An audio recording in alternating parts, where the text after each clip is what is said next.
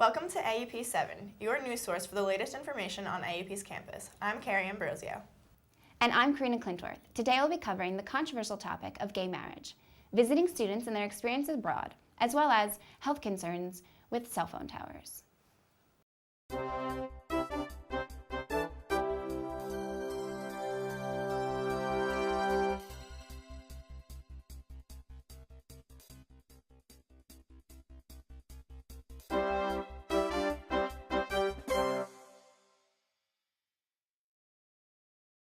Major news in Paris. Parliament passed the rights for same-sex marriage and adoption. Over the past few weeks, Parisians have been protesting in support and opposition of the issue. AUP 7 went out to get student opinions. Here's the story. An estimated 340,000 people gathered in the French capital to voice their opposition to President François Hollande's controversial Marriage for All bill, which seeks to extend equal rights to same-sex couples. We met with 3 AUP students to get their reactions on the protests. Dana Foodie, a graduate student at AUP, tells us her view.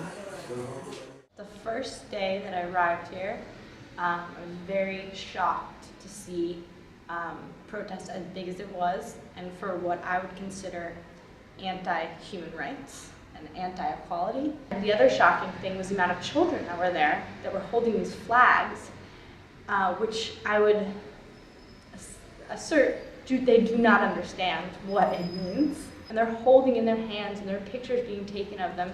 They may see later on the internet of themselves holding up something against their own rights. And that is very sad. It's not what I expected in an international, educated metropolitan area to see people go against equality. I mean, that's essentially the heart of it. We spoke with Simone Torpy from Sydney, Australia. She shared her concerns about the younger generation being involved in the protests against gay marriage. This is a very odd thing to happen in Paris. It was really about the children and the fact that, oh my goodness, how can they be doing this to their children? It wasn't so much about the message within that certain age group, because I think there's kind of, an understanding that we can't really change what that older generation thinks, but there's a lot of concern about what the message is for the younger generation and the fact that they are being brought up with this kind of indoctrination against gay people. They used a lot of pop culture stuff to get the kids involved as well. Like, they were playing Coldplay, they were playing a lot of the pop music, and I thought that was, I think Coldplay would have been quite offended, to be honest. A lot of the ways that they used to mobilize and to get that spirit up were ways that you would traditionally associate with anti-conservatism. But they were able to integrate that into their message really effectively, and that's what made me a little uneasy. AUP visiting student Hunter Schneider, a bystander of the protest against gay marriage. It's just such an odd concept to see people going out of their way to just say, we don't like this. It's just really strange. To just see people so openly outspoken against gay marriage. I would think that it's 2013, in this day, people would be, ashamed of that almost, because, they're going to be on the wrong side of history. He also attended the pro-marriage equality rally in France. I'm familiar with the New York Pride Parade, so it definitely had that same level of excitement, and everyone was cheering and rainbows everywhere and handing out stickers to everyone, and everyone was playing such good music.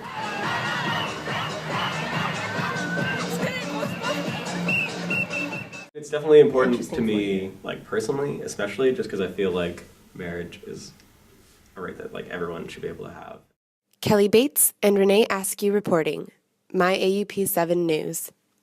Every semester, AUP welcomes a new group of visiting students. Sarah Allen shines light on their experiences thus far. Every year, AUP has an influx of visiting students from foreign cities. For some, the adjustment can be more difficult than for others. We sat down with some students to see how their experience has been so far. I think being at a school here is definitely helpful in the adjustment process because you can make new friends in class and stuff. So I think that if I were just to come to Paris without AUP or without any school here, I would have been kind of lost. If you don't speak any French, I'd imagine it'd be pretty difficult to really get involved in Paris. But as far as the school goes, everyone speaks English. Everyone's pretty, there's a lot of visiting students. There's a lot of students with different backgrounds, so they're pretty open, and it's pretty, welcoming. The language barrier has been difficult, but I'm living with a few of my friends off campus, so that's been fun for us to explore. I mean, for the short time us visiting students here, it really lets them see Europe, gives them a different perspective in a condensed amount of time. So I think that would help a lot. A lot of them like international relations or some sort of relations-related major, so it helps them give them a world view. I'm taking a Paris through architecture class, so we go to different places around the city every Thursday. So that's obviously something that I couldn't do anywhere else.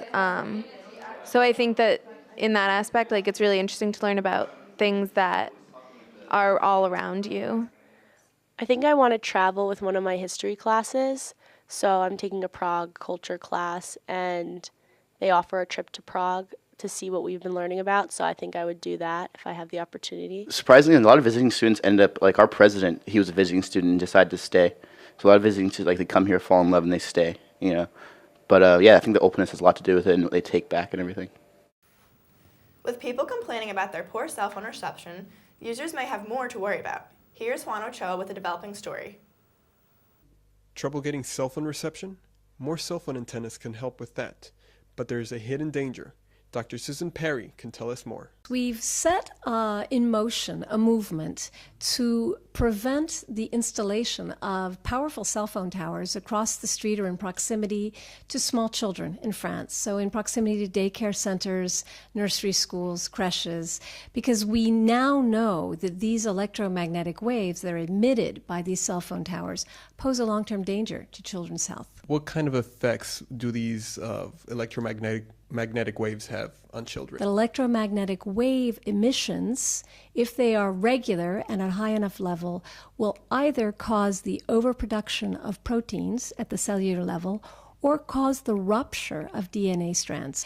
In the long term, people develop concentration difficulties. A Stanford study demonstrated that exposure leads to obesity in children, ADD in children, and eventually in cases where people are particularly vulnerable, perhaps for genetic reasons, and exposed over a long period of time to a fairly high rate, they're subject to blood cancers. We now know, not only through independent scientific studies, but also through telecom laboratory studies, that children absorb electromagnetic waves twice as fast as adults, and the penetration into their skulls is twice as deep. There is nothing wrong with this technology, but like the automobile, it needs to be regulated. You have a seatbelt in your car.